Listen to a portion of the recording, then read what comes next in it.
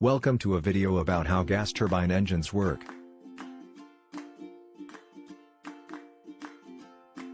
This video is made by KK Chamath. First, what is a gas turbine engine? A gas turbine engine is a type of continuous and internal combustion engine. The main elements common to all gas turbine engines are an upstream rotating gas compressor, a combustor, a downstream turbine on the same shaft as the compressor. The five main types of gas turbine engines are turbofan, turboprop, turboshaft, ramjet. The principal operation of a gas turbine engine can be summarized to work with Newton's second and third laws. But what does that really mean? The mass being accelerated is fuel and air mixture. The mass is pushing against various components of the engine, which in turn push the engine, and therefore the airplane forward. In this diagram, you can see the construction of a typical gas turbine engine of an aircraft. You can identify the intake, compressor section, combustion section, and the exhaust. As you can see at the bottom of the diagram, these sections can further be divided into two parts: the cold section and the hot section. Let's break down how thrust is produced by a gas turbine engine into its sections. Intake or inlet. The intake or inlet must be designed to help maximize airflow into the compressor. An inlet must operate efficiently over the entire flight envelope of the aircraft. At very low aircraft speeds, or when just sitting on the runway, free stream air is pulled into the engine by the compressor. At high speeds, a good inlet will allow the aircraft to maneuver to high angles of attack and side slip without disrupting flow to the compressor. Because the inlet is so important to overall aircraft operation, it is usually designed and tested by the airframe company, not the engine manufacturer. But because inlet operation is so important to engine performance, all engine manufacturers also employ inlet aerodynamicists.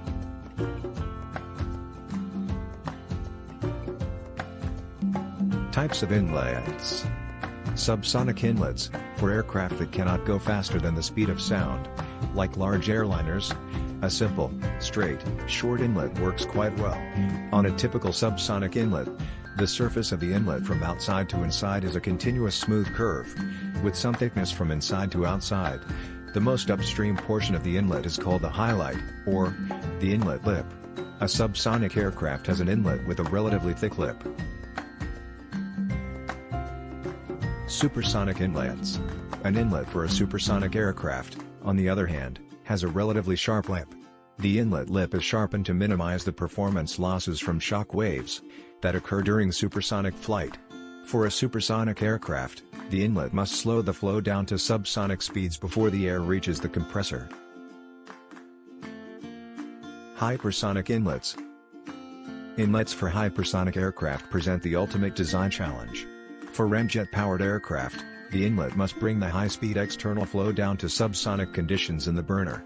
High stagnation temperatures are present in this speed regime, and variable geometry may not be an option for the inlet designer, because of possible flow leaks through the hinges. Efficiency of inlet. The amount of disruption of the flow is characterized by a numerical inlet distortion index. Different airframers use different indices, but all of the indices are based on ratios of the local variation of pressure to the average pressure at the compressor face. The ratio of the average total pressure at the compressor face to the free stream total pressure is called the total pressure recovery. Pressure recovery is another inlet performance index. The higher the value, the better the inlet. For hypersonic inlets, the value of pressure recovery is very low and nearly constant because of shock losses, so hypersonic inlets are normally characterized by their kinetic energy efficiency. If the airflow demanded by the engine is much less than the airflow that can be captured by the inlet, then the difference in airflow is spilled around the inlet. The airflow mismatch can produce spillage drag on the aircraft. The compressor section. The compressor section of the gas turbine engine has many functions. Its primary function is to supply air in sufficient quantity to satisfy the requirements of the combustion burners.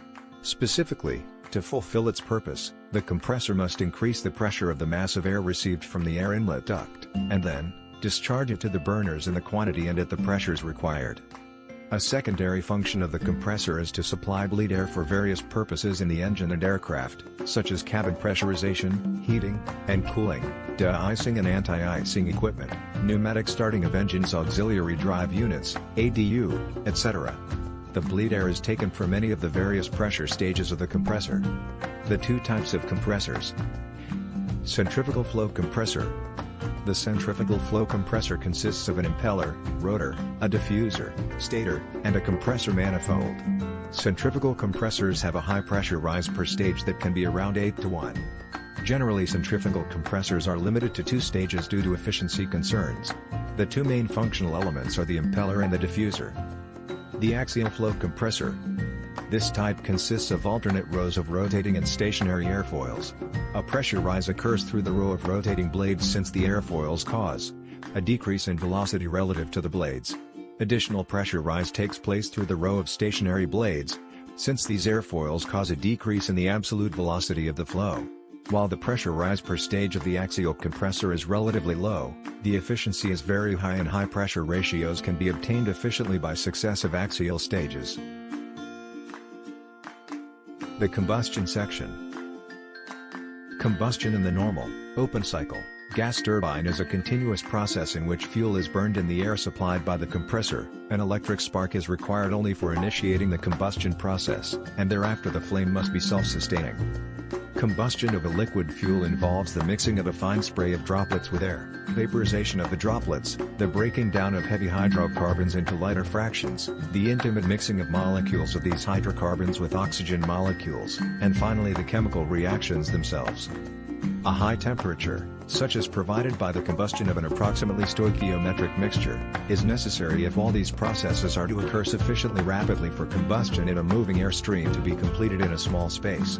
But in reality AF ratio is in the range of 100 to 1, while stoichiometric ratio is around 15 to 1. This is to reduce the turbine inlet temperatures due to practical limitations. Types of combustion chambers. Tubular or cat. In this type, air leaving the compressor is split into a number of separate streams, each supplying a separate chamber. These chambers are spaced around the shaft connecting the compressor and turbine, each chamber having its own fuel jet fed from a common supply line. Cannular. In this type, individual flame tubes are uniformly spaced around an annular casing. Uses a reverse flow arrangement which allows a significant reduction in the overall length of the compressor turbine shaft and also permits easy access to the fuel nozzles and combustion cans for maintenance.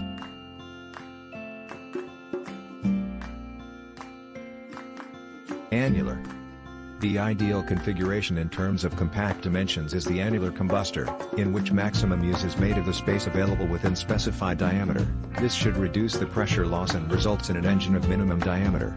The combustion doesn't take place in individual flame tubes but in an annular region around the engine. Use of fuel in combustion chambers.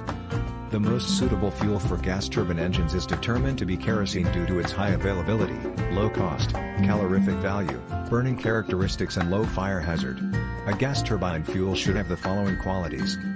Ease of flow under all operation conditions. Quick start of the engine. Complete combustion under all conditions. A high calorific value. Non-corrosive. Unharmful byproducts. Minimum fire hazards. Provide lubrication. The turbine section.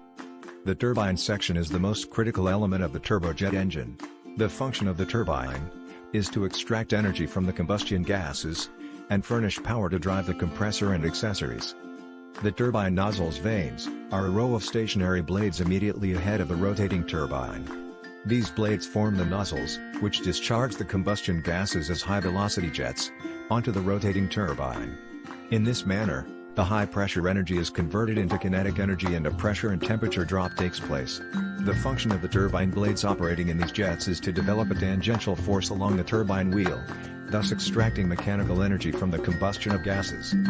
The rotating turbine blades are where all the heat and pressure are converted into the mechanical energy used to rotate the forward fan, or propeller, run the accessories, and most importantly to push the center shaft forward. This is where thrust gets transmitted to the airplane. And that is how an aircraft uses its gas turbine engine to create forward thrust. That concludes this video on how gas turbine engines work. Thank you for watching.